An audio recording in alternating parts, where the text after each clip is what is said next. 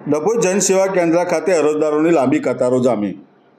ડભોઈ તાલુકાના જનસેવા કેન્દ્ર ખાતે નાગરિકોને જરૂરી આવકના દાખલા, જાતિના દાખલા, રેશન કાર્ડ અને અન્ય દસ્તાવેજો માટે લોકોની કતારો જોવા મળી રહી છે।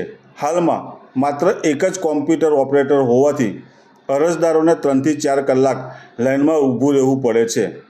ડભોઈના 118 ગામના લોકો આવકના દાખલા, જાતિના દાખલા, રેશન કાર્ડમાં નામ ઉમેરવા, કમી કરવા, નવું રેશન કાર્ડ બનાવવા જેવી સેવાઓ માટે આવે છે, પરંતુ એક જ ઓપરેટર હોવાથી અને ક્યારેક ઇન્ટરનેટ કે સર્વર ડાઉન થવાથી અરજદારોને ભારે હાલાકીનો સામનો કરવો પડી રહ્યો છે।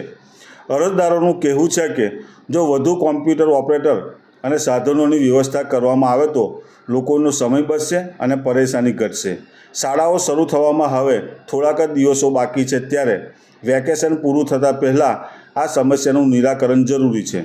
સરકાર ઝડપી સેવા માટે પ્રયાસ કરી રહી છે, પરંતુ ડભોઈ જનસેવા કેન્દ્રમાં પૂરતી સુવિધાઓનો અભાવ લોકોને હેરાન કરી રહ્યો છે। સરકાર ઘરે ઘરે દાખલા અને રેશન કાર્ડની સેવાઓ પૂરી પાડી રહી છે, છતાં લાંબી લાઈનોનો સામનો લોકોને કરવો પડી રહ્યો છે। અરજદારોની માંગ છે કે સેવા સદન ખાતે વધુ ઓપરેટર અને સુવિધાઓ ઉપલબ્ધ કરવામાં આવે, જેથી અરજદારોનું ઝડપી કામ થઈ શકે।